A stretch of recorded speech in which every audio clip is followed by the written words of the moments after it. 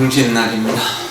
지금 이 순간 이 자리에 계신 모든 분들을 진심으로 존경하고 사랑합니다. 여러분들이 계셔서 참 행복한 부처님의 일이 이루어집니다. 이것이 참된 불사라고 이렇게 할 수 있을 것입니다. 여러분들이 언제나 평화롭고 행복하고 또 하는 일마다 건강하고 성실해져서 성공의 삶, 행복을 창조하고 보람과 의미를 창조하는 그러한 삶이 되기를 바랍니다. 오늘은 24절기 중에서 동지라고 하는 절기입니다. 동지 지나면 소환, 대한 이렇게 하고 다시 입춘으로 이렇게 돌아가는데 봄이 시작되는 그 날을 입춘이라고 한다고 해서 입춘을 의미 있게 생각하고 또한 겨울의 끝이라고 해가지고 이제 동지를 또 의미 있게 생각합니다. 한 해의 마지막이 12월 31일이지만 실제로는 동짓날부터 이제 봄이 시작되는 기운이 움튼다고 합니다.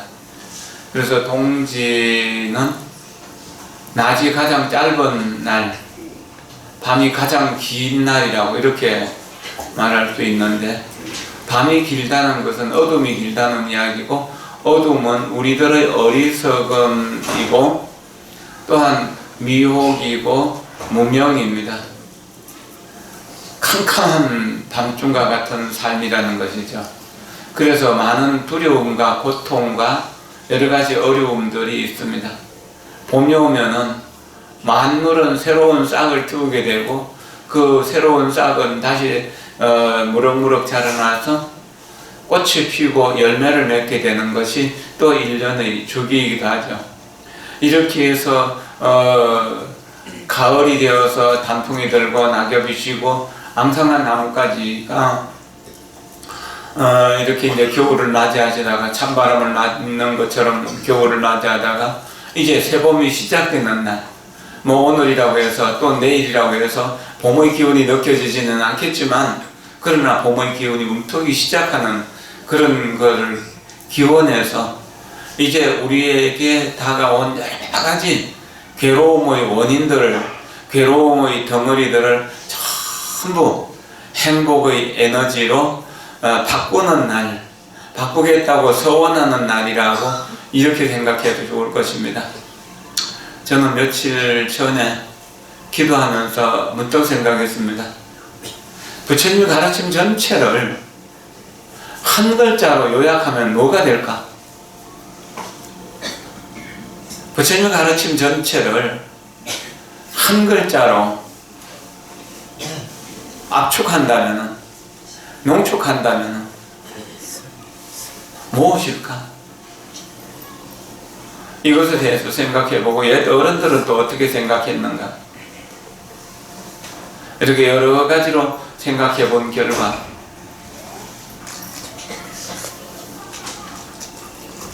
대장경의 가르침은, 팔만대장경의 가르침은 한 글자로 간다면 착할 선자 한자다라고 이렇게 생각했습니다.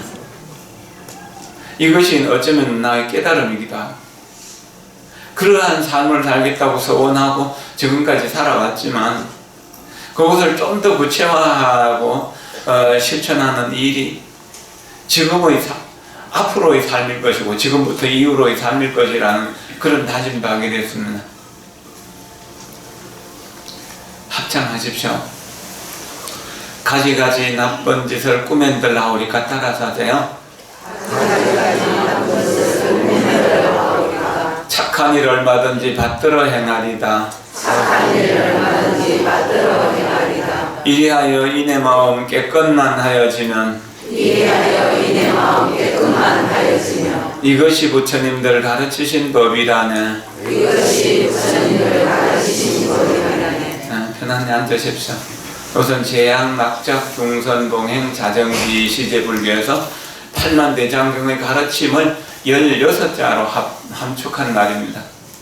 이 16자의 첫 번째는 제약, 막작.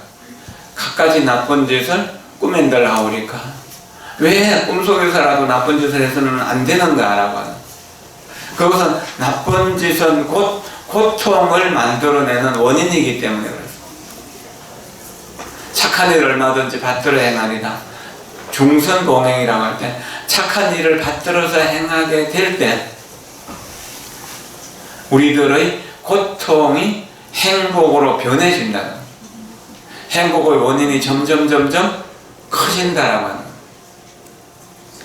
이리하여 이내 마음 깨끗난 하리지만, 그래서 악이 하나도 없이 100% 선으로 가득 차 있을 때, 순금의 선이 될 때, 이때 부처다 중생이다라고 하는 그런 견해도 있을 수가 없고, 선이다고 악이다라고 하는 것 견해도 있을 수 없다는, 오로지 100% 가득 찬 선일 뿐이기 때문에 그 선을 하나 둘로 나눌 수 있는 것도 아니다.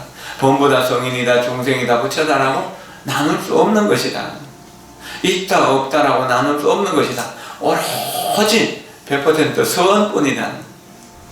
이것이 부처님이 가르친 법이다. 시제불고 불교라고 그랬다. 이것이 바로 부처님이 가르치신 법. 내용은 악한 일을 하면은 고통스럽고 선한 일을 하면은 행복한데, 선한 일을 하고 또 해서 언제나 내 생각도 선하고 말도 선하고 행동도 선하고 모든 것이 선으로 가득 차 있어서 악이 붙을 자리가 없는 그 상태를 부처님의 깨달음의 자리라고 이야기합니다. 팔만대장경은 한 글자로 하면 마음심자라고 하는 분도 있습니다. 그러나 우리 마음을 다 갖고 있지만 마음에 온갖 재주를 피워갖고 온갖 나쁜 일들을 저지르잖아. 마음이 선으로 향할 때 우리는 고통이 행복으로 바뀔 수 있고 실패가 성공으로 될 수 있는 것이다. 통지를 맞이하는 우리들의 마음은 악을 선으로 바꾸겠다는, 악은 어두움이고 고통이고 두려움이고 실패라는, 선은 행복이고 안정감이고 자신감이고 성공이라고 합니다. 그런 입장에서 선으로 지향해 가는 그것이 우리가 살아가면서 해야 되는 가장 중요한 일이다. 제가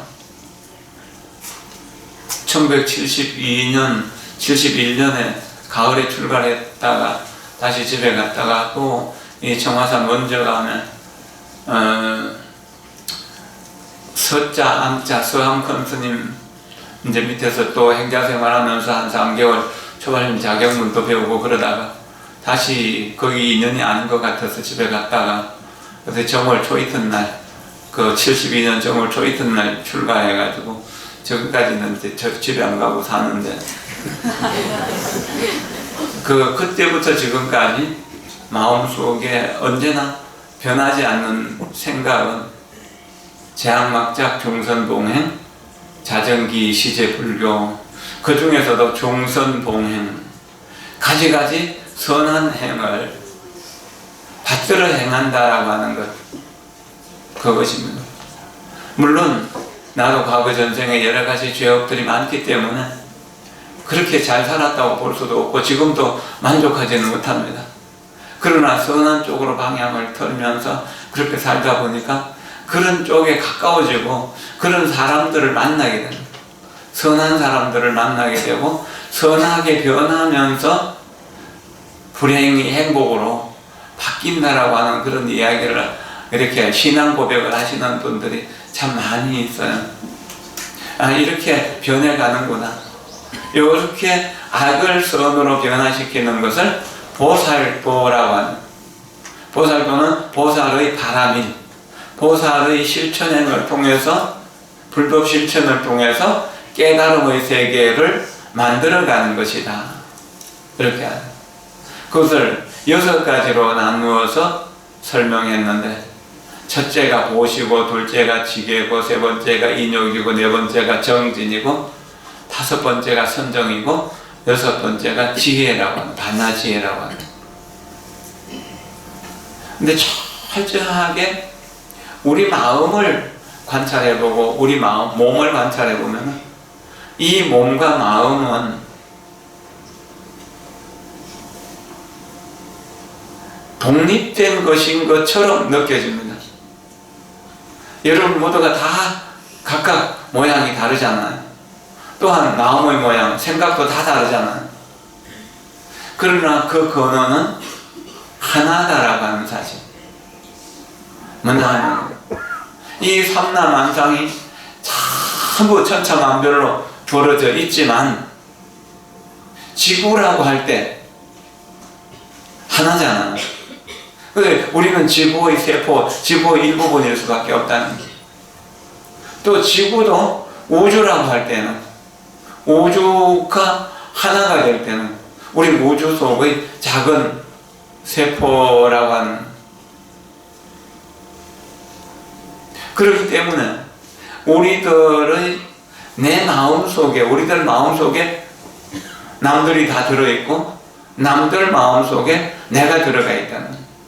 그러니까 남들의 생각으로 인해서 내가 괴로워지기도 하고 즐거워지기도 하고, 나의 생각으로 인해서 다른 사람을 괴롭히기도 하고 즐겁게 행복하게 해줄 수도 있는 것이다. 선으로 향한다면 언제나 행복해지는 것이고, 악으로 향한다면 언제나 우리를 불행하게 해준다는 거예요. 이 선과 악에 대한 구분을 짓지 못하는 상태에서 많이 배우잖아. 국어도 잘하고, 영어도 잘하고, 수학도 잘하고, 과학도 잘하고, 정치도 잘하고. 그렇게 많이 배운 사람들, 그것을 자기의 재주를 악으로 쓰는 경우들이 많습니다.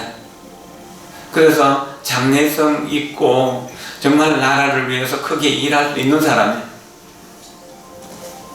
온갖 재주와 근무술수 영악하게 재주를 쓰다가 어느 날 갑자기 몰락하게 되는 경우들 많이 보잖아요. 정치권에 있는 사람들이 가장 그런 그 등폭의 어떤 빈도가 높죠. 그렇잖아요. 더 자주 그런 일들을 겪는다는 거거든요. 법문을 들을 때는요, 휴대폰을 꺼놓는 게 좋습니다. 휴대폰이 법문하게 하면 법문이 안 들리잖아요.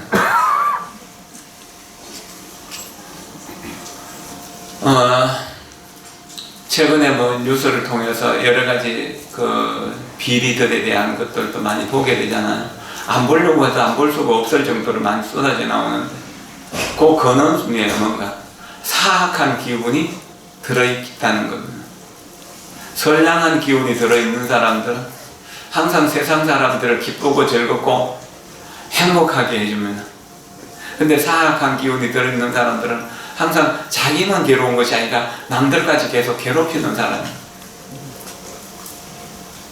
1988년 12월 22일 동짓날 저는 간호사에 와서 자기 주지를 하겠다고 인사를 했었습니다. 전주지 법령스님이 저를 소개했었고요. 그리고 그날은 전주지 스님이 법문하시고, 그리고 얼마 있다가 음력 서달 초하루에 되면서 제가 법회를 하게 됐었죠.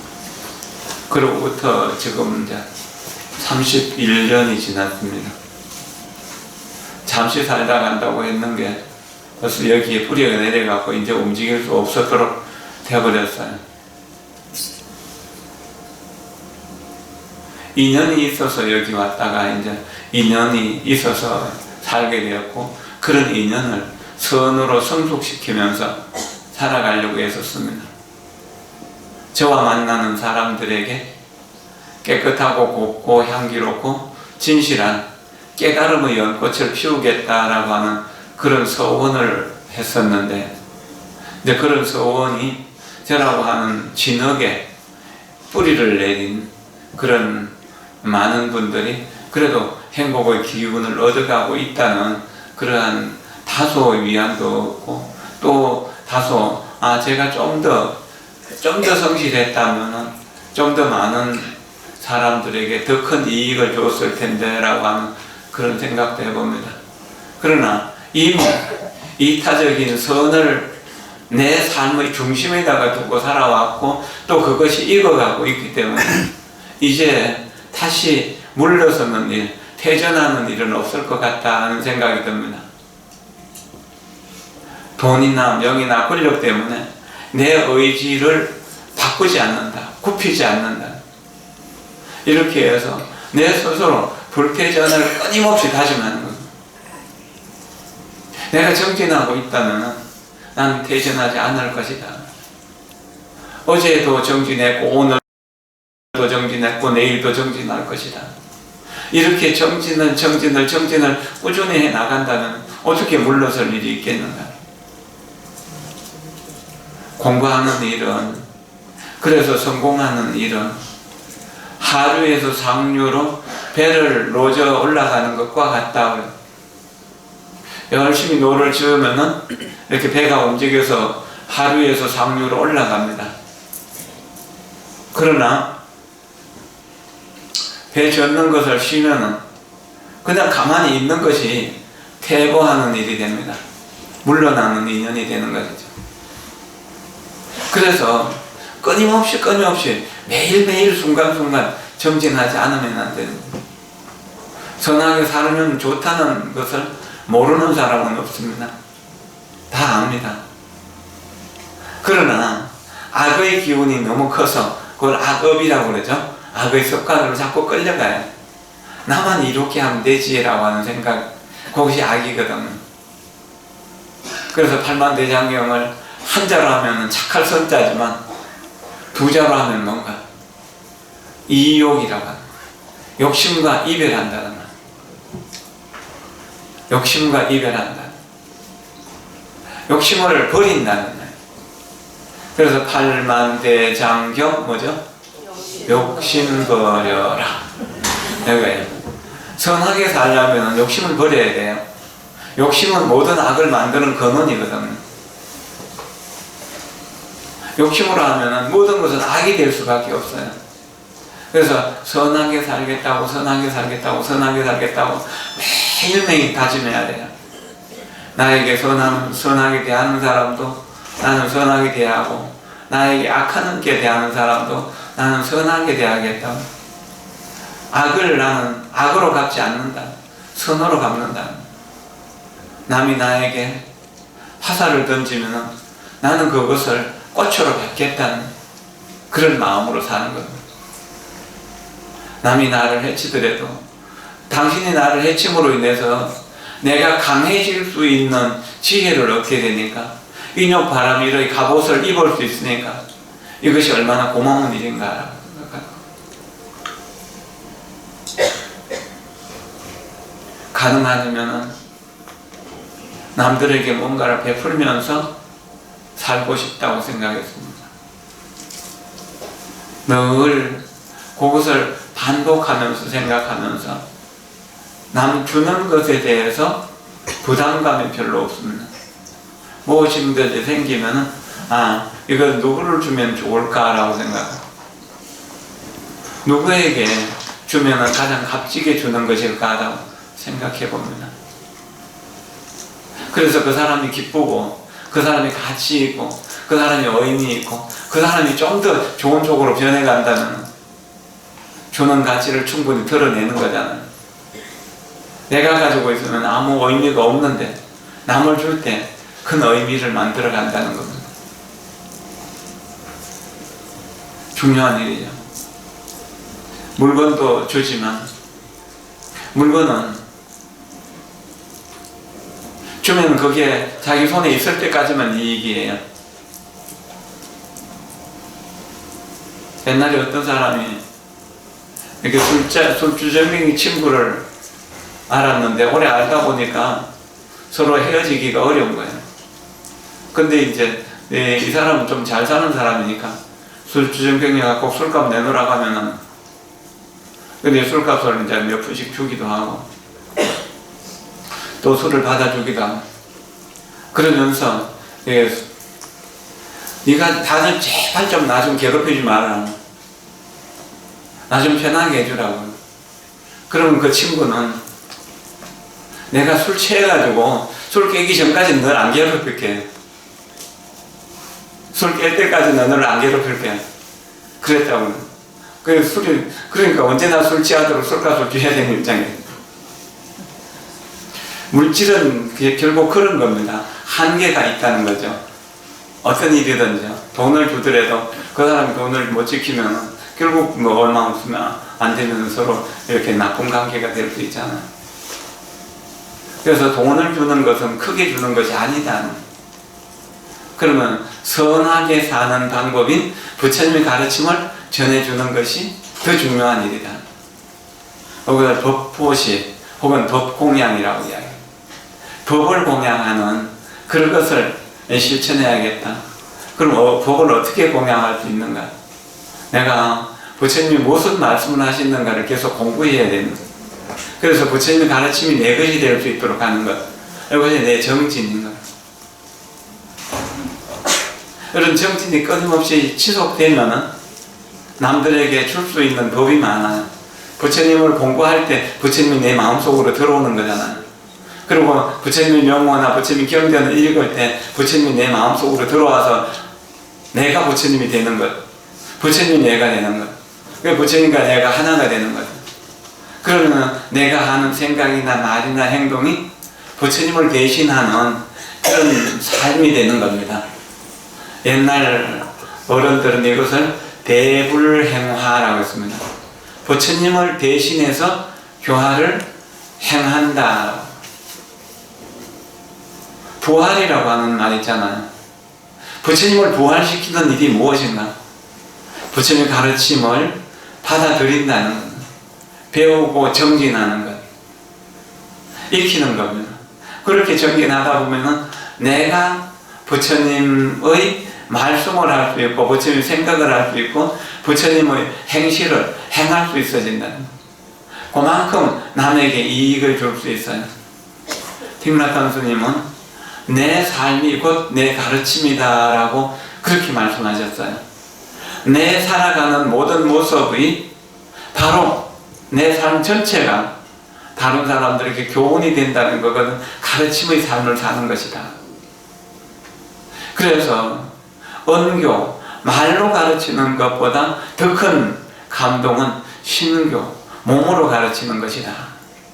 행실로 가르치는 것이다. 이렇게 행실로 가르치는 것이 법공양이다. 그런 모범적인 삶을 살아가는 것, 삶의 모델이 되도록 살아가는 것, 이것이 중요한 일이다. 이렇게 어쨌든 재물을 나누어 주든지 법을 나누어 주든지 이런 나누어 줌을 통해서 고통받고 있는 사람이 나 혼자만 고통받는 것이 아니다라고 하는 것을 알게 됩니다.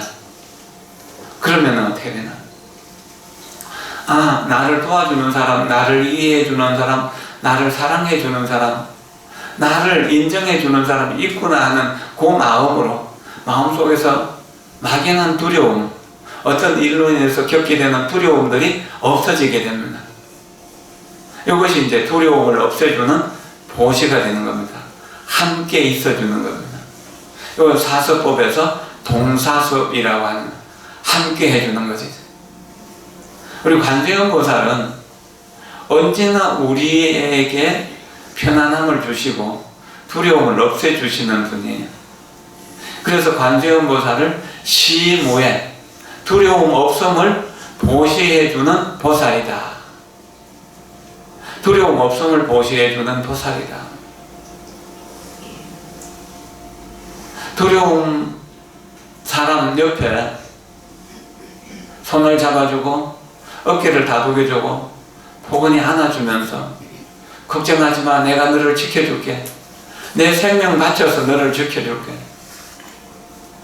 너의 어려움은 나의 어려움과 똑같은 거야. 내가 너를 두려움 없도록 해줄게. 이렇게 하는 겁니다. 그리고 나에게 그런 힘이 부족하니까 우리 부처님의 힘을 빌리자. 부처님을 우리 마음속으로 모시자. 그러면서 함께 나무 관세음보살, 나무 관세음보살, 나무 관세음보살 이렇게도 하죠. 나무 아바로 깃대서 봐라, 나무 이렇게 깃대서 봐라. 오늘 오후에 이제 우리 단이설 합창단이 발표에서도 그걸 시작할 건데, 그렇게 나무 관세음보살을 범으로 하면 아바로 깃대서 봐라인데, 나무 아바로 깃대서 봐라를 반복하면은, 그러면 관세음보살이 내 마음속으로 들어가서 내 두려움을 없애준다는 것. 여기서 물질로 보시하는 것, 법으로 보시하는 것, 두려움 없음으로 보시하는 것. 이렇게.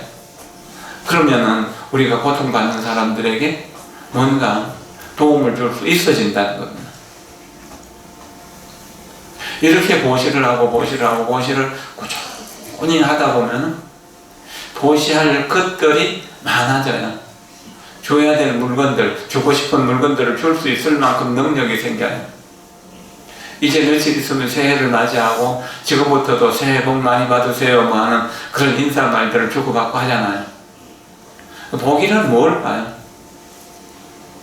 오늘 간음사 갔는데 팥죽도 맛있게 얻어먹고 좋은 법문도 들었다. 그래서 내가 오늘 재수 있는 날이다. 오늘 또 오후에 공연까지도 보니까 얼마나 좋은 날인가. 이렇게 이해할 수도 있지만, 이거 복일까요? 물론 이것을 복이라고 할 수도 있겠죠.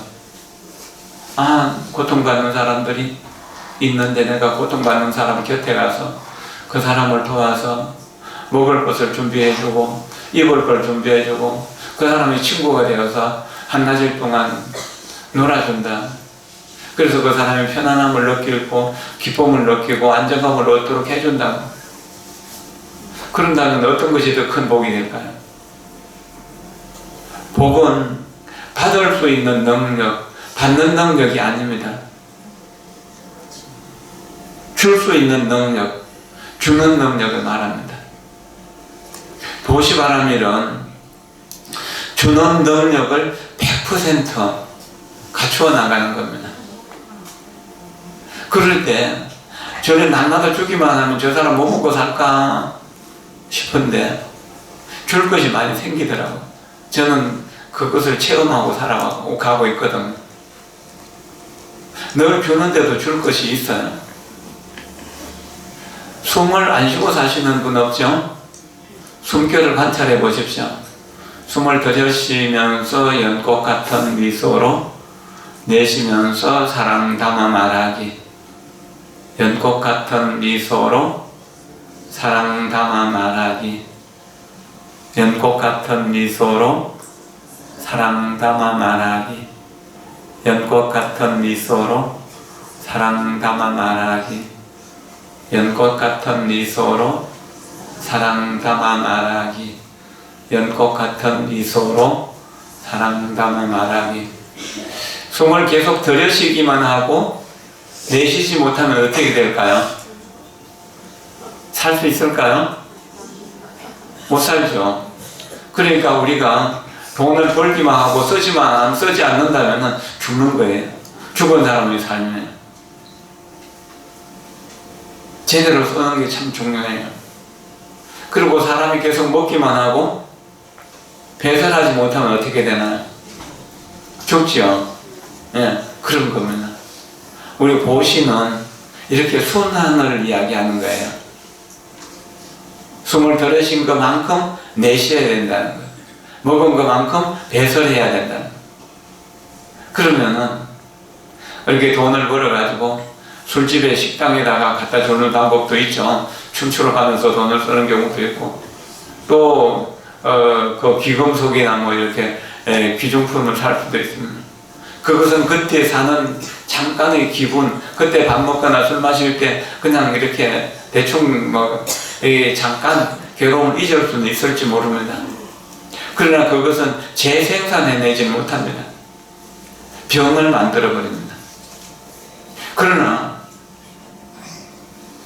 가난한 사람에게, 외로운 사람에게, 두려운 사람에게 다가가서 그 사람의 마음이 돼서 그 사람의 마음을 이해하고 그 사람의 친구가 되고, 그렇게 할 때 함께 밥을 나눠 먹는다든지, 혹은 내가 입던 옷이지만 좀 깨끗한 거 가져가서 그 사람 좀 입게 해준다든지, 그러면서 그 사람 살아온 이야기를 들어주고 맞장구를 쳐주고, 그리고 더 좋은 방법들을 이야기해주고 그런다면은 더 큰 이익이 되는 거죠.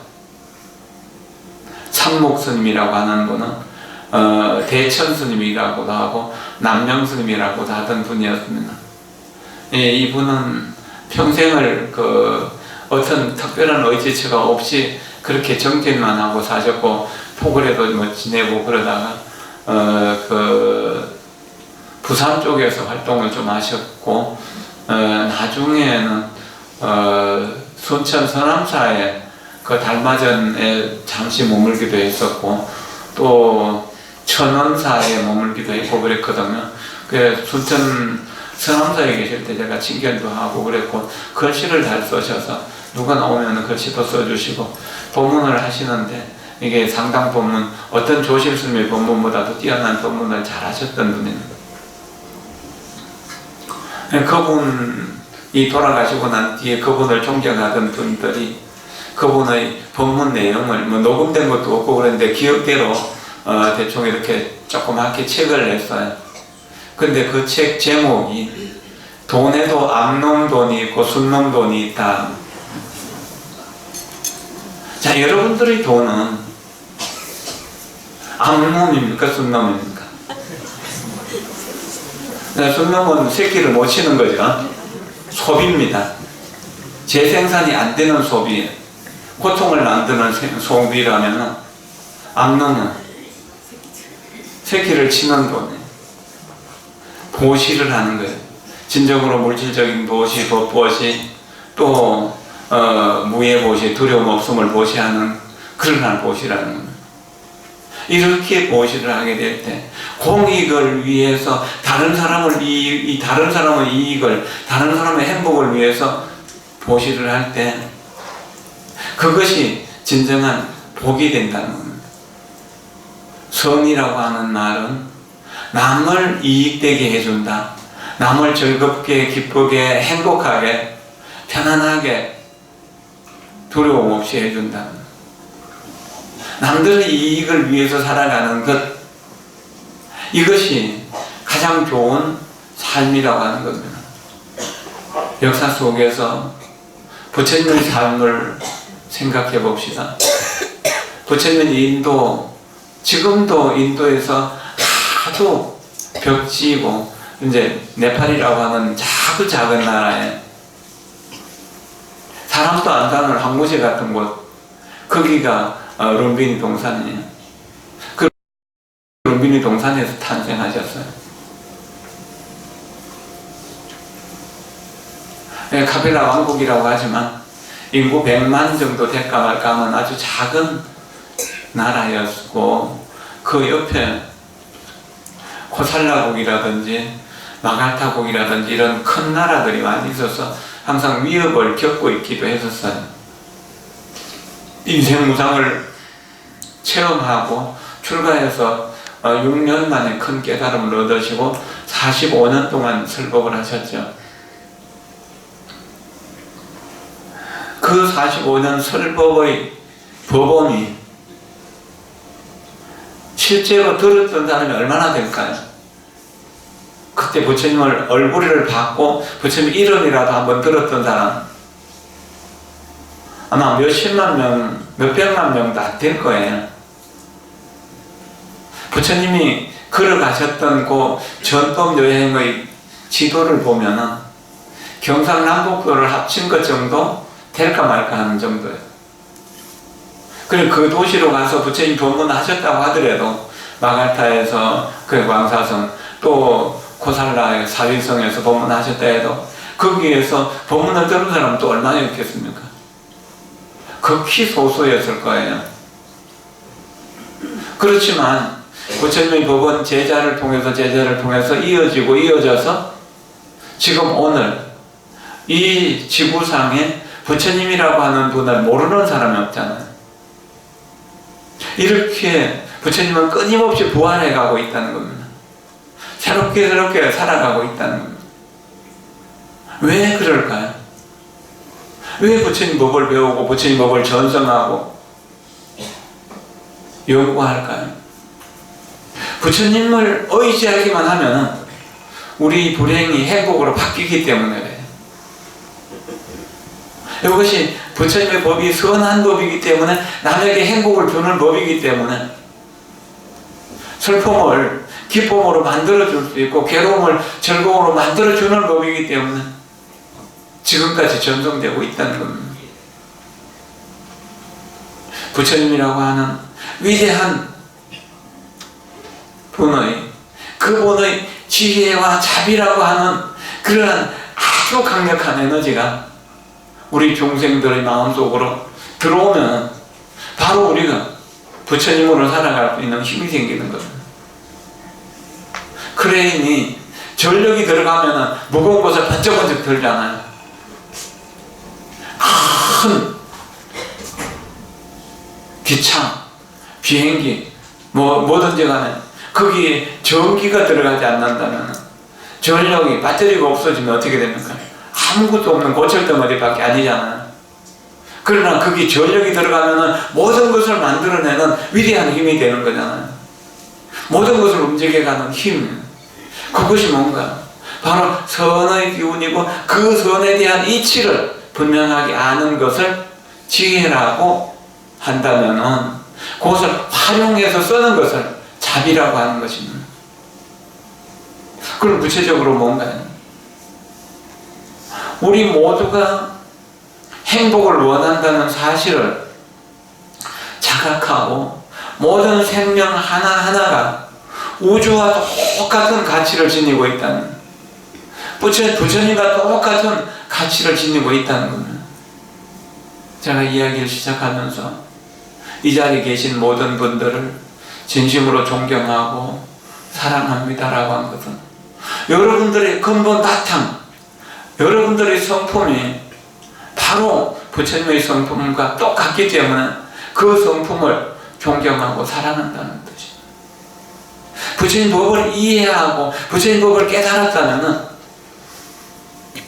존중하고 사랑하지 않을 수가 없는 겁니다. 나에게 아무리 해를 끼치는 사람이라고 하더라도, 나를 100번, 1000번, 10,000번 죽이는 사람이라고 하더라도 나는 그 사람을 존경하고 사랑한다.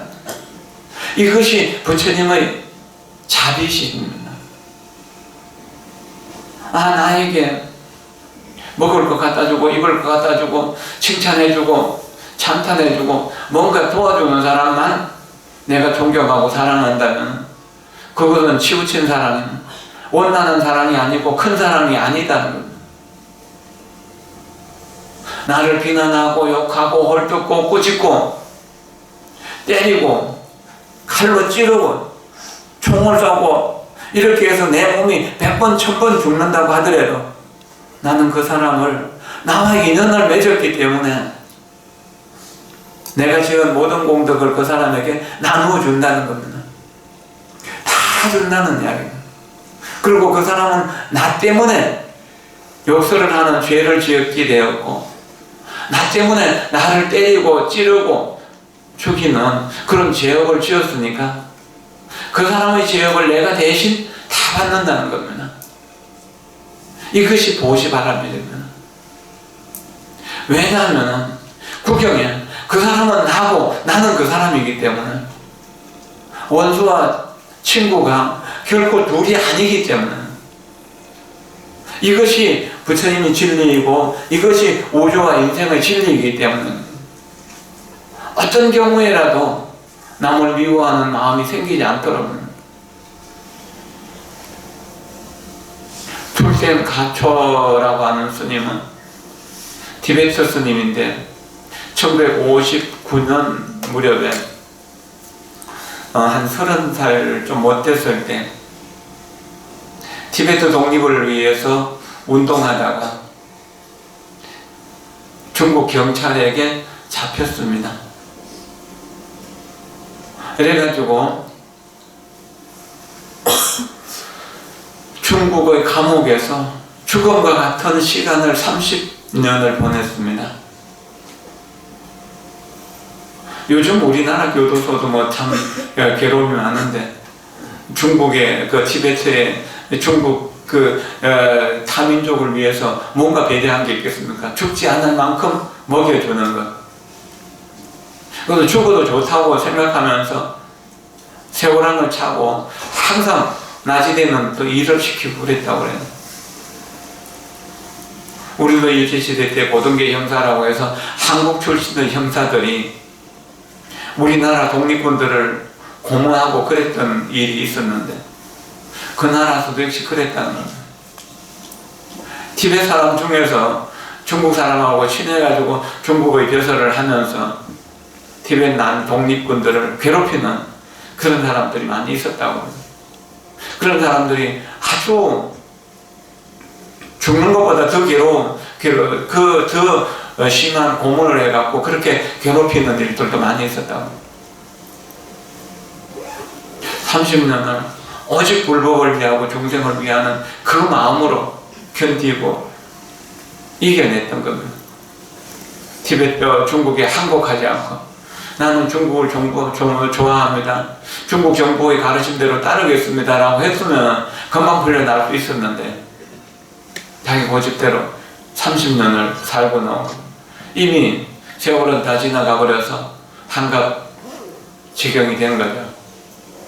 그래서 추록하고 난 뒤에 건강을 좀 회복하고 또 죽음을 무릅쓰고 그 티베트를 탈출해가지고 인도로 들어옵니다. 그래서 달라이라마 존자를 뵙고, 달라이라마 존자 울면서 하소연합니다. 그 사람 원체 감옥 생활을 했지만 독립운동을 잘한 사람으로 알려졌기 때문에 달라이라마 면접도 좀 쉬웠던 거고, 오랫동안 그 울면서 하소연하는 감옥 생활을 이렇게 이제 듣습니다. 그리고 이 일은 중국 사람을 미워해서가 아니라 역사의 사실을 후대에 전승해야 되기 때문에 기록으로 남겨야 된다고 그랬어요. 그래가지고 그 오랫동안 작가와 이야기를 해가지고 그 작가의 대담을 통해서 책으로 나왔습니다. 그 책의 제목이 가둘 수 없는 영혼이라고, 가둘 수 없는 영혼이라고. 20년쯤 전에 나왔다가 또 이제 절판이 되고 난 뒤에 다시 한 2년, 3년 전에 재판됐었습니다. 달라이라마 존자가 그 톨텐 가초 스님에게 묻습니다. 그렇게 30년 동안 감옥수 생활을 하는 동안에 가장 힘들고 가장 어려웠던 것이 무엇이냐? 가장 힘들고 가장 어려웠던 감옥수 생활이 무엇이냐? 배고픈 것도 어려움이 아니었고 몸이 괴로운 것도 어려움이 아니었습니다. 나를 죽도록 괴롭히는, 고문하는 그런 경찰관들에 대해서, 자기를 괴롭히는 사람들에 대해서 한순간이라도 미워하는 마음이 생길까 싶어서 가장 두려웠습니다라고 그렇게 말했다고 해요.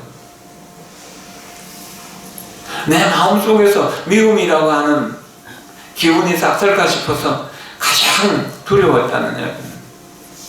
이러한 마음이 지극한 선을 이룬 사람의 마음이라고 생각됩니다. 지선, 지극한 선이죠.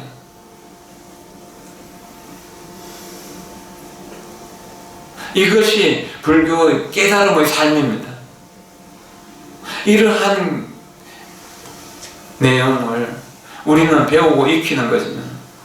말로는 쉽습니다. 세상 먹은 아이도 할 수 있는 말이잖아요. 나쁜 짓 하지 마라, 좋은 일 많이 해라, 그러면 행복할 것이다. 누구나 할 수 있는 일이잖아요. 세상 먹은 아이도 할 수 있지만 80년을 오로지 수행만 한 사람도 하기가 어려운 일입니다. 실천하기 정말 어려운 일입니다. 얼마나 어려운 일입니까? 몸으로 행동을 안 하는 것은 쉽습니다. 말로 안 하기도 쉽습니다. 그러나 생각으로 안 하기는 정말 어렵습니다. 나쁜 사악한 기운이 나와도 말을 안 할 수는 있습니다. 그리고 행동도 조심할 수가 있습니다. 그러나 생각 속에서 끌어오르는 그 미워하고 원망하고 시기하고 질투하고 그 모습 술을 부리는 것은 정말로 감당하기 어렵습니다. 그러나 우리가 꾸준히 나무아미탑을 부르면서 수행을 하다 보면 그러한 미움의 기운이 일어나는 것을 느낄 수 있고, 느낄 때 그 자리에서 멈출 수 있어집니다. 어떤 괴로움의 현상이 자기에게 닥쳐올 때 그래서 바로 멈추고 나무아미탑을 할 수 있어야 된다는 겁니다. 이것이 좋은 일이 와도 나무아미탑을, 나쁜 일이 와도 나무아미탑을, 나를 죽이려고 달라들어도 나무아미탑을, 나를 죽어가는 것을 살려준다 해서 나무아미탑을, 나에게 닥친 모든 인연을 순수하게 다 받아들이면서 수연이죠. 그저 그것을 선으로 받아들이는 겁니다. 그래서 과거의 업으로 인해서 지은 죄의 값으로 나에게 화살이 쏟아진다고 하더라도 첫 번째 화살은 맞지만 두 번째 화살은 맞지 않는다는 겁니다. 그리고 선의 기운이 커지게 되면 나를 싫어하거나 미워하거나 원망하는 사람이 없어집니다. 향나무는 자기 몸을 찍는 도끼날에도 향기를 묻힌다고 하잖아요. 지극히 선한 사람, 지극히 진실한 사람은 거짓으로 나를 속이고 나를 해치는 사람도 뭔가 좋은 기운을 받아갈 수 있도록 해준다는 겁니다. 어떤 상황에서라도 나는 당신을 도와주기 위해서 이 세상에 태어났고 이 세상을 살아갑니다라고 하는 그런 마음가짐을 가져야 된다는 겁니다. 우리는 100% 그렇게 할 수가 없습니다. 그러나 그런 마음을 가지고 정진을 하면은 우리 정진이 좀 더 순조로워지고 어려움을 이겨낼 수 있는 힘이 생깁니다. 기회가 된다면 가둘 수 없는 영혼이라는 책을 한번 검색해 보시고 사볼 수 있으면 사본다면 그것도 좋은 일일 겁니다. 우리가 기도하는 목적이, 수행하는 목적이, 또 먹고 입고 일을 하면서 살아가는 목적이 오직 지극한 선을 향한 쪽으로 가게 된다면 우리는 부처님의 제자로서 떳떳한 당당한 자신감 넘치는 그런 부처님의 제자의 길을 가는 것이고, 그것이 가장 행복한 길이고 주인으로서 살아가는 길이라고 할 수 있습니다. 마음심자 하나, 여기에 착합선자가 붙으면 온갖 좋은 일들을 다 이루어내고, 마음심자 하나에 악한 악자가 붙게 되면 모든 사악한 죄업들을 짓지 않는 것이 없게 되면, 그래서 항상 선과 있는 되도록 그렇게 해야 됩니다. 그럴 때 일체 중생을 전부 부처님으로 만들겠다라고 하는 그런 염원이 실천될 수 있는 것입니다. 이것이 어려운 일이지만 단순히 어렵기만 하는 것은 아닙니다. 분명히 우리가 할 수 있는 일입니다. 우리는 그렇게 할 수 있는 능력을 가지고 태어났어요. 다만 지금까지 그 능력을 사용하지 않았을 뿐이죠. 기도하면서 그것을 사용하면 분명 그렇게 될 것입니다. 오늘은 귀에 있는 동짓날입니다. 동짓날 팥죽을 많이 썼습니다. 제가 처음 여기 와서 잠을 잘 때 팥죽 선다고 여기 주지실 뒤에 갓을 부엌에 주방에서 나무를 떼서 그렇게 죽을 끓이면 그 연기가 막 금방까지 들어오고 그랬었는데, 지금은 이제 좀 그때보다 상황이 많이 좋아졌고, 그때보다 또 죽을 하면 3배, 4배 좀 많이 끓일 겁니다. 팥죽가마하고 뭐 찹쌀하고 해서 좀 많이 끓였다고 하는데요. 찹쌀 많이 드시죠. 팥죽 맛있게 드시고, 또 우리 오후에 여러분들의 손자, 손녀들이 선의 다니설 합창단을 만들어서 여러 해 동안 연습을 해왔습니다. 오늘 한의정 5층에서 발표를 하는데 이 발표회는 또한 BTN 불교방송에서 촬영해서 방송에 나가게 될 겁니다. 많은 분들이 이렇게 이제 동참을 해줘서 이 어린이 법회가 잘 되고 있고 어린이 합창단도 잘 되고 있는데 여러분들도 이 합창단에 점심 먹고 바로 차 한 잔 마시고 한의정으로 가시면 될 겁니다. 5층에서 박수 한번 보내주고 찬양과 찬사를 보내주면 아이들이 훨씬 잘하게 될 겁니다. 30년 넘게 꾸준히 어린이 법회를 해왔고 또한 그 어린이 법회가 성장해서 학생회가 되고 중고등학생이 되고 대학생이 되고 사회인이 되어서 이제 떳떳한 사회인으로서 출세했다고 며칠 전에 또 우리 보리남 부사님 아들 이석호 또 와서 인사를 하고 가고 그런 사람들이 늘 그렇게 만납니다. 결혼한다고 짝을 데려오기도 하고 아들 낳았다고 딸 낳았다고 이름 지어주라고 하기도 하고 이런 인연들이 이제 불법이 전해지는 전법륜의 인연이라고 생각됩니다. 아이들을 합창단이나 어린이 법회에 보내주는 일, 중고생들의 학생회 법회에 보내주는 일들은 아이들에게 불심을 심어주는 좋은 일이 될 겁니다. 오후에 동심으로의 초대 제3회 단예설 합창단 정기 연주회에 꼭 참여해 주십시오. 제3회가 됩니다, 여러분. 그리고 오늘이 음력으로 25날이고 26날이죠. 그리고 26일 날이 초하루가 됩니다.